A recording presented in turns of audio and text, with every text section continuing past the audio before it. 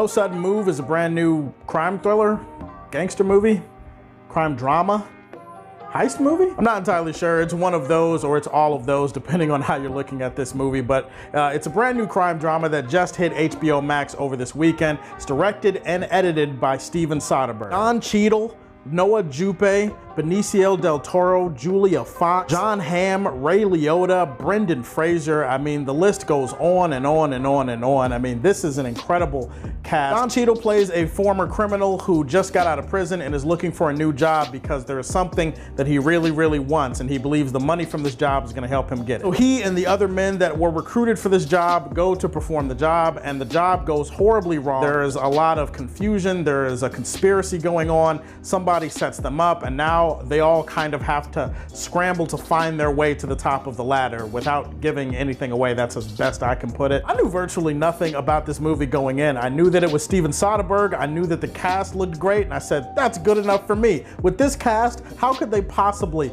let me down? How could this possibly be a bad movie? Steven Soderberg has always shot really unique, beautiful looking films. Obviously, the cinematography here is top notch. It's eggs on a tit. It's one of the most gorgeous looking films of 2021. I love his darks, I love his blues in terms of the color palette that he used. Steven Soderberg shoots his films. Sometimes it's experimental, sometimes it's drastic, sometimes it's very stylistic, but whatever the case, it is always memorable. So I do appreciate the work that he brought to the camera work and the cinematography in this film. I know what you're thinking. You're thinking it's a crime thriller, you're thinking there's conspiracies, there's mob ties, you know, there's all this stuff. You're probably thinking that this sounds like Martin Scorsese light, right? You could look at this movie and say, well, Scorsese makes this type of movie, he just makes it better than Steven Soderberg. What I will say though is that there are enough Soderberg-isms. Is that a word? Can I use that for this review? Sodisms?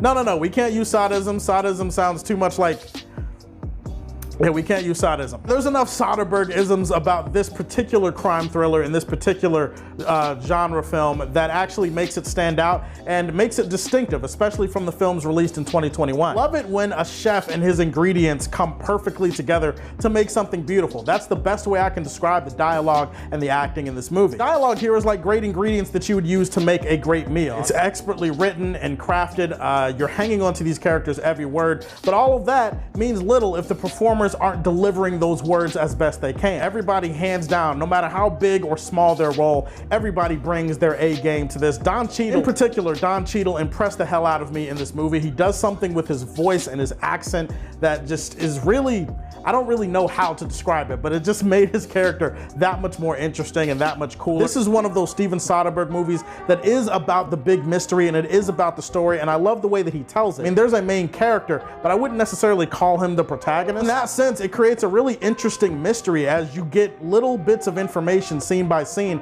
as you're trying to get to the bottom of this conspiracy or this mystery that surrounds all these characters and this job gone wrong. Also does a good job at being about other things that embody the city and the era of Detroit that they're trying to depict. And I think if you're from Detroit or if you know anything about this era of Detroit, you know anything about the history of Detroit, you're going to recognize some real things, real issues that pop up in this movie that Steven Soderbergh subtly hints at or outright focuses on at different points of this movie. I do think this is one of those movies you're gonna have to pay attention to because it does get a little bit convoluted the further down the rabbit hole you go. Pay attention to every piece of information, big or small, every character's actions makes sense by the end of the movie, but it does kind of feel like a tangled web and some people might get lost along the way. I would say actually my bigger issue with the film, besides the pacing issues or besides the convoluted nature of some of the storytelling, is that the nature of the story means that there's gonna be a bunch of different endings for different characters and it's all gonna converge at some point. And unfortunately, there's gonna be some endings that you're invested in that make sense, and then there are gonna be other endings for other characters that you're not invested in. That's just the nature of the beast and how he decided to tell the story with so many different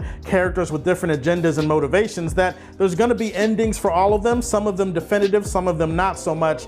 And because of the nature of the movie and the storytelling, they're not gonna be able to give every character their just due or their focus. And that's gonna frustrate some people when it comes to how this movie wraps up. I was incredibly tempted to go Superman Prime on this, and I held back and I was just kind of like, nah, I don't think I will. I think I'm gonna chill out and I'm gonna try to show some restraint. Then I actually started shooting the video and I said, fuck it, I'm gonna give this one my highest rating of Superman Prime. If you have a chance to check it out on HBO Max, I would strongly, highly recommend it. Steven Soderbergh, this is one of his his best films that he's made in a while. All right, guys, so tell me, what is your favorite new HBO Max original that has hit the streaming service in the last year or so? Put that in the comment section down below. Please like and subscribe to the Superfan Show, and if you like what you see, tell me how you feel. Stay tuned to hear more from the Man of Steel. Peace.